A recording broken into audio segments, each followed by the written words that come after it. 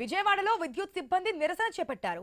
వేతనాలు, సర్వీస్ హక్కులు, ప్రమోషన్లు, పెన్షన్ విధానం సహా 15 ప్రధాన డిమాండ్లను నెరవేర్చాలంటూ ఆందోళన చేస్తున్నారు.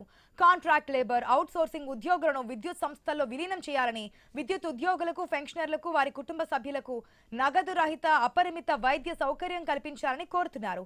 జూనియర్ లైన్మ్యాన్ గ్రేడ్ 2లకు పాత సర్వీస్ నిబంధనలు వర్తింపచేయాలని, వారికి అసిస్టెంట్ లైన్మ్యాన్ గా పదోన్నతి కల్పించాలని కోరుతున్నారు. ఇంకా పలు డిమాండ్లతో విద్యుత్ సిబ్బంది నిరసన చేపట్టారు.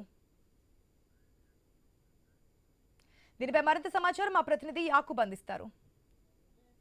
విద్యుత్ ఉద్యోగ సంఘాలన్నీ ఈరోజు చలో విజయవాడ పిలుపునివ్వడం జరిగింది. ఈ నేపథ్యంలో భారీ ఎత్తున ధర్నా చౌక్కి పెద్ద ఎత్తున కార్మికులు ఇక్కడికి రావడం జరిగింది.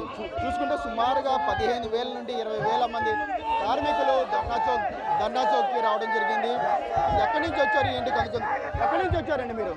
మేము నంద్యాల జిల్లా డోన్ నియోజకవర్గం నుంచి వచ్చాను సార్. అంత దూరం నుంచి ఇక్కడ రావడం మా ప్రధానమైన డిమాండ్ కాంట్రాక్ట్ కార్మికులను సంస్థలో విలీనం చేయాలి, సమాన పనికి సమాన వేతనం ఇవ్వాలి. అలాగే మాకు రావాల్సిన ఎరియర్స్ 16 నెలల ఎరియర్స్ కూడా మాకు బకాయిలు ఉన్నాయి. దాదాపుగా 2 సంవత్సరాలైనా ఇంతవరకు మాకు అరియర్స్ ఇవ్వలేదు. మేము గత 20 సంవత్సరాల నుంచి పోయిన ప్రభుత్వాలను కానీ ఇప్పుడున్న ప్రభుత్వాలను మేము కోరుకునేదంటే రాజ్యాంగబద్ధంగా మేము న్యాయమైన కోరికలు అడుగుతున్నాం తప్ప అన్యాయమైన కోరికలు ఏది అడగలేదు. మేము గత ప్రభుత్వంలో కూడా రిప్రజెంటేషన్ ఇవ్వడం జరిగింది. అప్పుడున్న ముఖ్యమంత్రి వర్యులు వైఎస్ జగన్మోహన్ రెడ్డి గారు కూడా మా ప్రభుత్వం వస్తేనే పర్మనెంట్ చేస్తామని చెప్పి ఆ రోజు టీడీపీ ప్రభుత్వం ఉన్నప్పుడు అసెంబ్లీ సాక్షిగా అసెంబ్లీలో చెప్పడం జరిగింది. కానీ వచ్చిన తర్వాత మమ్మల్ని మోసం చేయడం జరిగింది. అలాగే ఈ ప్రభుత్వంలో గత ఎలక్షన్ల ముందర మంత్రివర్యులు నారా లోకేష్ గారు ప్రజాగల యాత్రలో వచ్చినప్పుడు ప్రతి జిల్లాలో మేము రిప్రజెంటేషన్ ఇవ్వడం జరిగింది కాంట్రాక్ట్ కార్మికుల తరఫున. అప్పుడు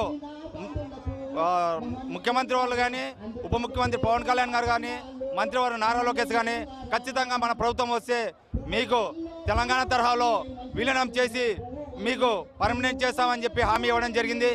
ప్రభుత్వం వచ్చి దాదాపు సంవత్సరం అయినా కూడా ఇంతవరకు ఏ కోసైనా కానీ అరియర్స్ కానీ విలీనం చేయడం కానీ జరగడం లేదు. ప్రభుత్వాలు వస్తూ పోతున్నాయి తప్ప మాకు న్యాయం జరగడం లేదు. ఏదైతే జేఏసీ నాయకులు రెగ్యులర్ జేఏసీ నాయకులు పిలుపునిస్తున్నారో దాదాపు 26 సంఘాలు రెగ్యులర్ ఉద్యోగస్తులు అలాగే కాంట్రాక్ట్ సంఘాలలో ఏకమై ఈరోజు పెద్ద ఎత్తున ఉద్యమం చేయడానికి ముందుకు రావడం జరిగింది. కావున రేపు ఈ రోజుగిన మాకు ఫలితం రాని పక్షంలో 15వ తేదీన ఖచ్చితంగా అందరం నిరవధిక సమ్మెకి పోవడానికి సిద్ధంగా ఉండాలని ఈ సభా సందర్భంగా మేము తెలియజేస్తున్నాం.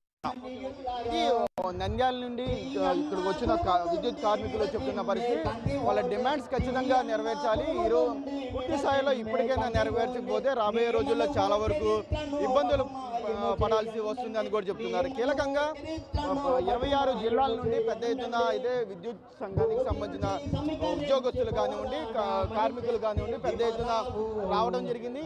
అదేవిధంగా పూర్తి స్థాయిలో ఇదే పరిస్థితి కొనసాగుతుంది అని కూడా చెప్పుకోవచ్చు. ఈరోజు అదే ప్రభుత్వం కూడా ఉద్యమ నాయకుల్ని కూడా పిలిపించడం జరిగింది. ఇప్పటికే 2-3 సార్లు చర్చలు జరిగినప్పటికీ ఈరోజు పూర్తి స్థాయిలో ధర్నా చేసిన తర్వాత ఈరోజు సాయంత్రం అధికారులతో మాట్లాడిన తర్వాత ఎటువంటి ఫలితాలు వస్తాయి అనేది కూడా వేచి చూడాలి. ఏదేమటికి పూర్తి స్థాయిలో ఇప్పటికే పెద్ద ఎత్తున ఇక్కడైతే ధర్నా నిర్వహిస్తున్న పరిస్థితి అయితే కొనసాగుతుంది. కెమెరా పర్సన్ కిషోర్తో యాకూబ్, విజయవాడ ధర్నా.